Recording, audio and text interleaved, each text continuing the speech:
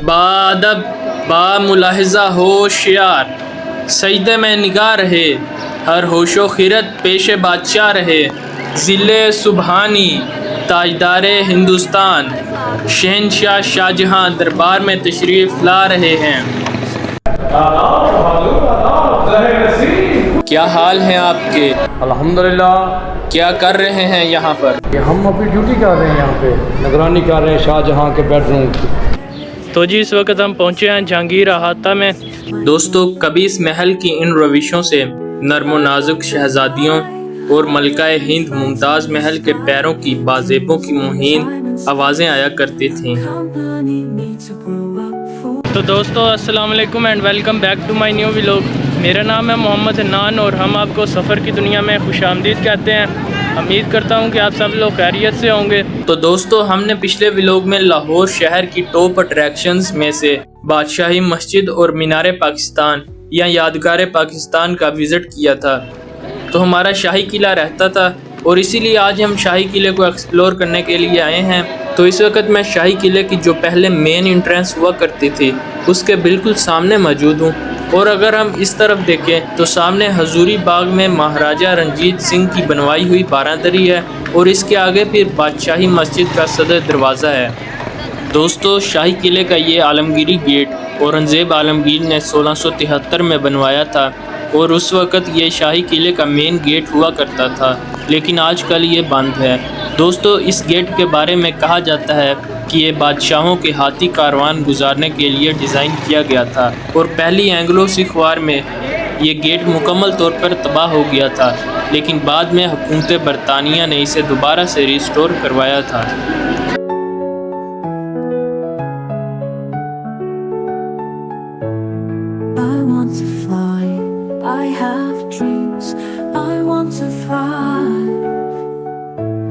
Dreams give me strength, not afraid of the cold wind and frost. Where there is a dream, there is power. Time witnesses my growth.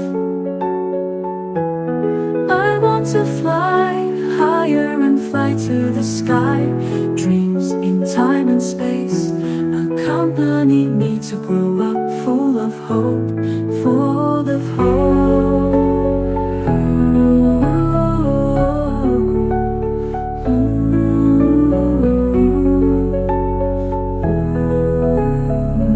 دوستو قلعہ لاہور کی اپنے سنگوہشت میں کم و بیش 1000 سال کی تاریخ ہے۔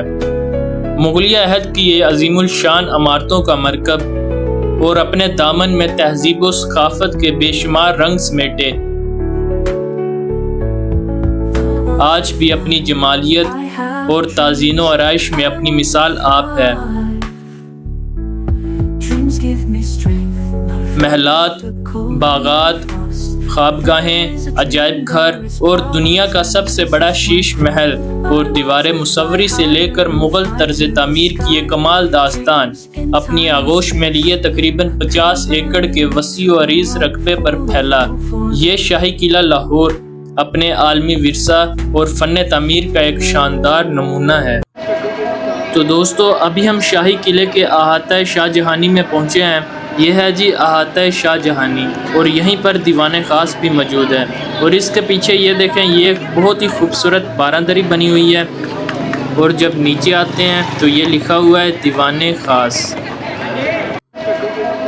یہ دیکھیں جی احاطہ شاہ جہانی کے اندر درمیان میں ایک چبوترا تھا جس کے اندر فوارے لگے ہوئے تھے لیکن اب نہیں ہیں، اور یہ دیکھیں جی اس طرف سورج کا ایک بہت ہی خوبصورت منظر ہے، لیکن جب اس طرف آتے ہیں تو یہ جو بلڈنگ ہے یہ ہے شیش محل، اور یہ پرانا شیش محل ہے، لیکن دوسرا شیش محل جو شاہ جہاں نے ممتاز محل کے لیے بنوایا تھا وہ میں آپ کو بعد میں دکھاتا ہوں۔ یہ دیکھیں جی یہ ہے پرانا شیش محل احاطہ جہانگیری کے اندر، اور یہ یہاں پر فوارہ لگا ہوا ہے، یہ دیکھیں، اور اندر مغلوں کے ڈریس میں 2 سپاہی کھڑے ہیں۔ دوستو یہ دیکھیں جی یہ شاہ جہاں کے سونے کا کمرہ ہے اور اس میں شاہ جہاں کے 2 سپاہی بھی موجود ہیں۔ سب پکڑے جائیں۔ خوش آمدید، آداب ذہن نصیب۔ کیا حال ہیں آپ کے؟ الحمدللہ۔ کیا کر رہے ہیں یہاں پر؟ ہم اپنی ڈیوٹی کر رہے ہیں، یہاں پہ نگرانی کر رہے ہیں شاہ جہاں کے بیڈ روم کی۔ بادب با ملاحظہ ہوشیار سجدے میں نگاہ رہے، ہر ہوش و خیرت پیش بادشاہ رہے، ذل سبحانی تاجدار ہندوستان شہنشاہ شاہجہاں دربار میں تشریف لا رہے ہیں۔ دوستو، کبھی اس محل کی ان روشوں سے نرم و نازک شہزادیوں اور ملکہ ہند ممتاز محل کے پیروں کی بازیبوں کی مہین آوازیں آیا کرتی تھیں۔ زرق برق لباسوں والی شاہی خاندان کی شہزادیاں ان جھریکوں سے جھانکا کرتی تھیں۔ کسی عام ہندوستانی کی جرت بھی نہ ہوگی کہ مغل بادشاہ شاہ جہاں کے حرم تک رسائی حاصل کر سکے، مگر آج نہ شاہ ہے، نہ شاہ کے وفادار، نہ ملکہ ہے، نہ شہزادیاں، اور نہ وہ لونڈیاں کہ جن کو سورج چاند کی روشنی کے سوا کبھی کسی غیر نے نہ دیکھا تھا۔ وقت بھی کیا عجیب شے ہے، گزرنے کے ساتھ ساتھ راج پات، تم تراک، دبدبہ، تنتنا، مرتبہ، عہدے، طاقت، حتیٰ کہ جان، سب کچھ لے جاتی ہے۔ یہ ہے شاہ جہاں کا سب سے پہلا شیش محل، جس کی باقیات آپ دیکھ رہے ہیں۔ کہا جاتا ہے کہ اسی شیش محل سے متاثر ہو کر شاہ جہاں نے اپنی ممتاز محل کے لیے دوسرا بڑے والا شیش محل بنوایا تھا۔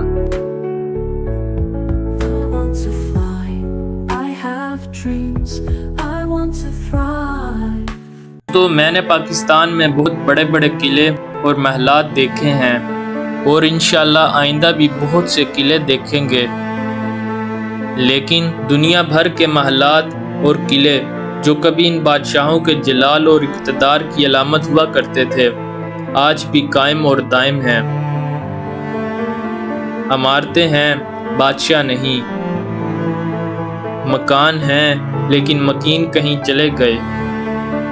اسی طرح مغلوں کی یہ باقیات ہیں، مگر ذل الہی جان کی امان پاؤں دھوئے قرض کروں، سننے والے کان نہیں، بادشاہ نہیں ہے۔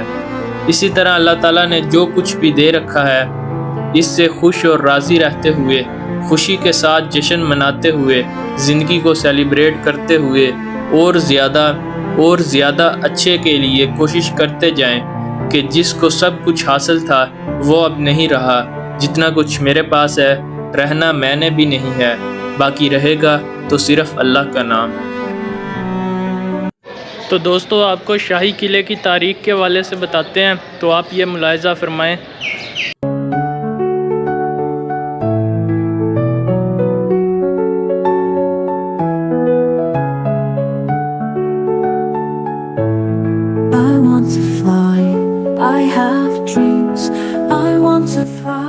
دوستو، گزشتہ 2000 سال یا اس سے بھی زیادہ عرصے سے دریائے راوی کے کنارے بسنے والے پاکستان کے دل اور صوبہ پنجاب کا دارالخلافہ لاہور آج بھی ثقافت اور سیاحت کا مرکز ہے۔ لاہور شہر کو زینت بخشنے والا صدیوں پرانا یہ شاہی قلعہ شہر کے شمال میں اندرون لاہور اور عالیشان بادشاہی مسجد کے سامنے موجود ہے۔ مسلمانوں سے پہلے یہاں ہندو آباد تھے، جس کا ثبوت قلعہ لاہور میں موجود لوح کا یہ منظر ہے۔ تاریخ کی کتابوں اور قلعہ لاہور میں کھدائی سے ایسے شواہد ملتے ہیں کہ 11ویں صدی عیسوی میں محمود غزنوی کے اس شہر پر قبضہ کرنے سے پہلے یہ قلعہ اور شہر صدیوں پرانی ثقافتوں اور تہذیبوں کا مرکز رہا ہے۔ مغل دور حکومت میں لاہور کو تاریخی اہمیت حاصل ہوئی جب مغل بادشاہوں نے اس خوبصورت قدیمی شہر کو فن تعمیر اور بادشاہت کے لیے دہلی اور آگرہ سے زیادہ اہمیت بخشی، اور قلعہ لاہور میں ایسی شاندار عمارات تعمیر کرائیں جو کہ فن تعمیر میں نہ صرف برصغیر پاک و ہند بلکہ پوری دنیا کے لیے عمدہ شاہکار کا آج بھی ایک نمونہ ہے۔ قلعہ لاہور میں مغلیہ طرز تعمیر کی بنیاد رکھنے والے مغل بادشاہ جلال الدین محمد اکبر نے اپنی سلطنت کو شمال مغرب سے آنے والے حملہ آوروں سے بچانے کے لیے پہلی بار پختہ اینٹوں سے قلعہ لاہور کو تعمیر کروایا۔ شہنشاہ اکبر کی تعمیر کردہ عمارات میں دولت خانہ خاص و عام، جوروں کا درشن اور اکبری دروازہ شامل ہے۔ مشرق کی طرف کھلنے والا یہ دروازہ مستی دروازہ بھی کہلاتا ہے۔ بے پناہ مضبوطی کے حامل قلعہ لاہور کے اکبری دروازے نے ماضی میں بہت سی جنگوں کا بھی سامنا کیا۔ عہد اکبری کے عظیم فنکاروں کا یہ صدیوں پرانا فن مہارت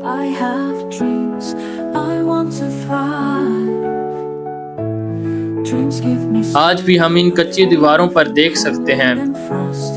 Where there is a dream, there ملکہ نور جہاں سے محبت اور اپنی زنجیر عدل کے لیے معروف شہنشاہ جہانگیر نے قلعہ لاہور میں مغلیہ طرز تعمیر کو جاری رکھا۔ sky. اکبری عہد میں شروع کیے جانے والے احاطہ جہانگیری کو ایرانی باغی فردوس کی طرز پر تشکیل دیا گیا ہے۔ احاطے کے درمیان میں شہنشاہ جہانگیر کی خوابگاہ موجود ہے، جسے بڑی خوابگاہ بھی کہتے ہیں۔ اس احاطے کا طرز تعمیر دوسرے مغل احاطوں سے مختلف ہے۔ اس کے باغیچوں اور فواروں کو منفرد انداز اپنائے ہوئے ضابطے کے مطابق ترتیب دینے کی پابندی کی گئی ہے۔ اس احاطے کے مشرقی اور مغربی جانب تلانوں کی قطاریں ہیں، جن میں سنگ سرخ کا استعمال نمایاں ہے۔ خوبصورت نقاشی سے مزین ستون اور جانوروں کی شکل کے قوسین موجود ہیں۔ I have dreams, I want to thrive. 450 metre لمبی اور 17 میٹر اونچی یہ دیوار مصوری 400 سال پہلے مغل بادشاہ جہانگیر نے شروع کروائی۔ Possess my یہ دیواریں جہانگیری کے مصوری سے شدید لگاؤ کا آج بھی جیتا جاگتا ثبوت ہے، time and space. جسے سگلی سٹائل، موزڈیگ اور فریسکوز سے سجایا گیا ہے۔ اس دیوار پر مزین کیے گئے بیشتر مناظر مغلیہ دور کے معمولات، اس عہد کے کھیلوں اور فراغت کے مشامل پر مبنی ہے۔ موسمی اثرات کے باعث یہ دیوار اب خستہ حالی کا شکار ہو رہی ہے۔ شاہ جہاں نے حکومت سنبھالتے ہی قلعہ لاہور میں عالیشان عمارتوں کی بنیاد کا ایک سلسلہ شروع کیا۔ سب سے پہلے دیوان عام کو 40 ستونوں پر مشتمل ایرانی طرز پر تعمیر کروانے کا حکم دیا۔ یہ دیوان عام کی عمارت مغل بادشاہ شاہ جہاں نے 16ویں صدی میں اپنی رایا سے ملاقات کے لیے بنوائی تھی۔ انگریز دور حکومت میں اسے چرچ میں تبدیل کر دیا گیا۔ frost. Where there is a dream, there is power. Time witnesses my growth. I want شاہ جہاں نے اپنی بیگم ممتاز محل کے لیے ایک الگ محل بنوانے کا حکم دیا، جسے شاہ برج کا نام دیا گیا۔ need me to grow up. آنکھوں کو خیرہ کر دینے والی شیش محل کی یہ عمارت مغل طرز تعمیر کی سب سے منفرد اور نمایاں عمارت ہے۔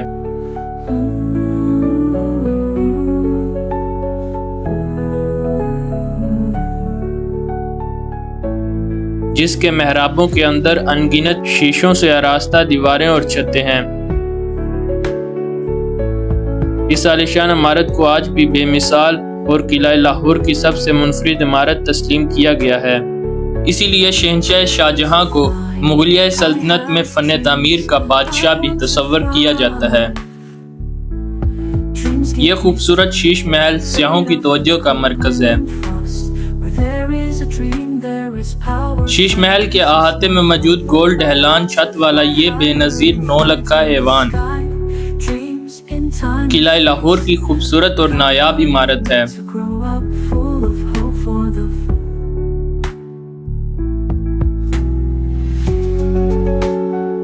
دور قدیم میں قیمتی پتھروں سے مزین یہ 9 لکھہ ایوان 9 لاکھ کی حقیر رقم سے تعمیر ہوا، اس لیے اسے 9 لکھہ ایوان کہا جاتا ہے۔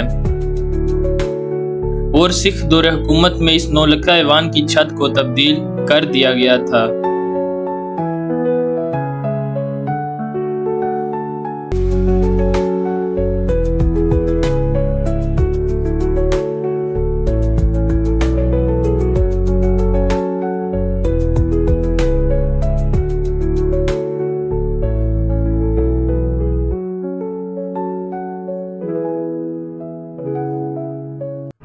دوستو 1645 میں مغل شہنشاہ شاہ جہاں نے قلعہ لاہور کے اندر موتیوں سے آراستہ سنگ مرمر سے بنی یہ خوبصورت مسجد تعمیر کروائی، جسے موتی مسجد کا نام دیا گیا۔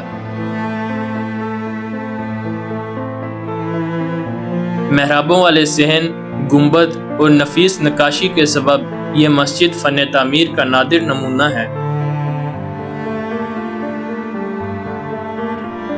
دوستو مغلیہ دور حکومت کے زوال کے بعد شہر لاہور پر جب سکھوں نے قبضہ کیا تو انہوں نے مسجد کو مندر میں تبدیل کر دیا اور اس مسجد کا نام موتی مندر رکھ دیا گیا، اور رنجیت سنگھ نے اس مسجد میں خزانہ رکھنے کا حکم دیا۔ لوٹ مار اور سالانہ واجبات کی وصولی کی حاصل شدہ رقوم یہاں رکھی جاتی تھی۔ اس مقصد کے لیے مسجد کا دروازہ مضبوط تختوں سے بند کر کے بڑے بڑے قفل لگا دیے گئے۔ یہ مسجد مکمل طور پر سفید سنگ مرمر سے تعمیر کی گئی ہے جو چاند کی روشنی میں موتیوں کی طرح چمکتی ہے۔ دوستو، اس مسجد کے بارے میں ایک بات بہت مشہور ہے کہ یہاں پر جنات کا بسیرا ہے، مگر وہ جنات مسلمان ہیں۔ کچھ لوگ دعویٰ کرتے ہیں کہ انہوں نے جنات کو دیکھا ہے، اس لیے پاکستان کے دور دراز علاقوں سے مصیبت کے مارے لوگ یہاں آتے ہیں اور دعائیں مانگتے ہیں تاکہ ان کی حاجات اور دعائیں پوری ہو سکیں۔ اور قدر اس کے کہ یہ مسجد کتنی خوبصورت ہے۔ اس مسجد کی رعنائی اور قدر اس وقت کم ہو گئی تھی جب لوگ اس مسجد کی دیواروں پر کوئلے سے منتیں اور مرادیں لکھ جایا کرتے تھے۔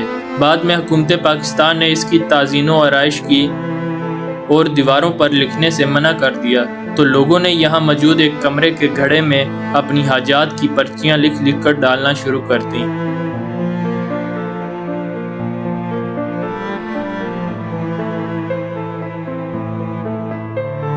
شاہجہاں کے بعد تعمیرات میں سب سے کم دلچسپی لینے والے مغل بادشاہ اورنگزیب عالمگیر نے قلعہ لاہور کی جمالیت میں اضافہ کرتے ہوئے شاندار عالمگیری دروازہ تعمیر کروایا، جسے آج بھی شہر لاہور کی شناخت اور مغل طرز تعمیر کی زندہ مثال تصور کیا جاتا ہے۔ حضوری باغ اور بادشاہی مسجد اس عالمگیری دروازے کے عین سامنے واقع ہے۔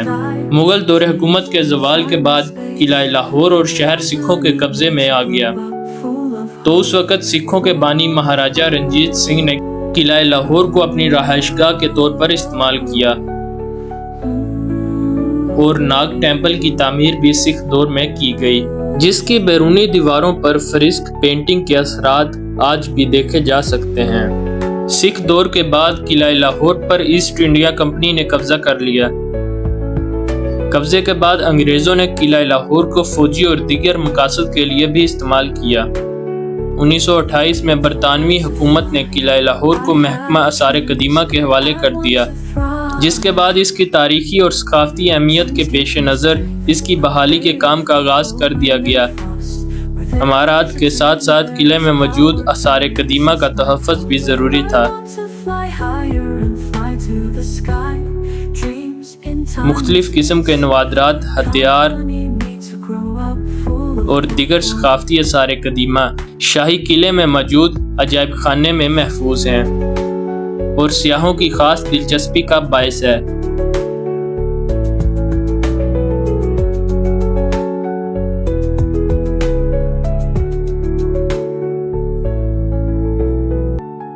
پاکستانیوں کے اس تاریخی ورثے کو یونیسکو نے عالمی ورثہ قرار دیا ہے۔ صدیاں گزرنے کے بعد بھی اس کا فن تعمیر، تعزین و آرائش اور تاریخ آج بھی زندہ ہے۔ مغلوں کی عظمت کا عکاس یہ شاہی قلعہ سیاحوں کی خاص توجہ کا مرکز ہے۔ سالانہ 50 سال سے زائد ملکی اور غیر ملکی سیاح اس عالمی ورثے کو دنیا بھر سے دیکھنے یہاں آتے ہیں۔ قلعہ لاہور کو یہ اعزاز بھی حاصل ہے کہ پورے پاکستان میں مغلوں کی عظمت کا عکاس یہ شاہی قلعہ سیاحوں کی خاص توجہ کا مرکز ہے۔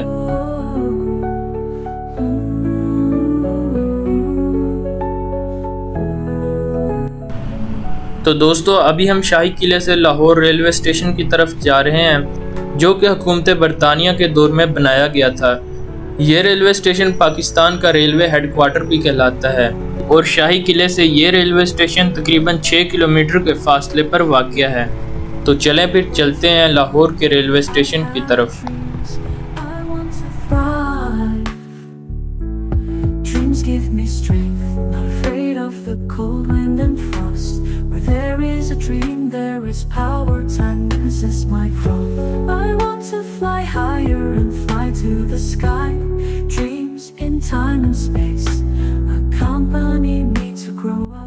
تو دوستو، ابھی ہم آئے ہیں لاہور ریلوے اسٹیشن میں، اندر چلتے ہیں اور آپ کو اندر سے یہ وزٹ کراتے ہیں۔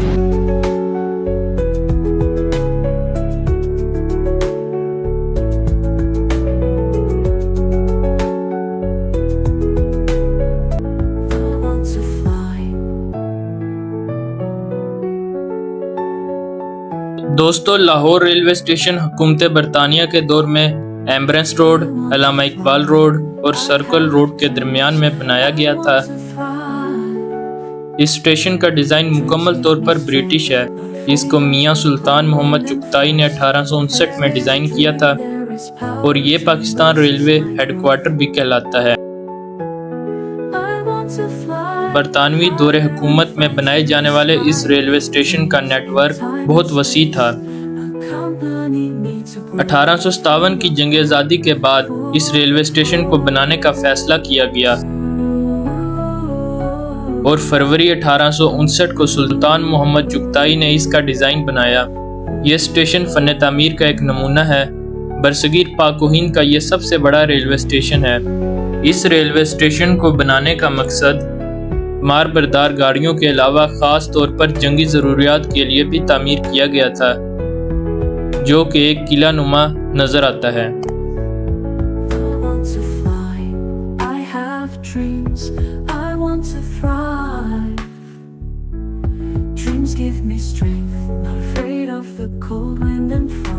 یہ ہے جی لاہور ریلوے اسٹیشن، جو کہ تمام بنیادی سہولیات سے آراستہ ہے۔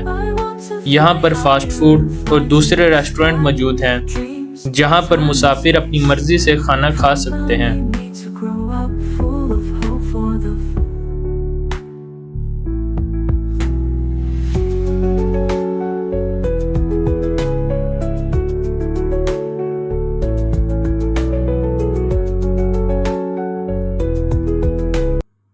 تو دوستو یہ تھا میرا آج کا ولاگ۔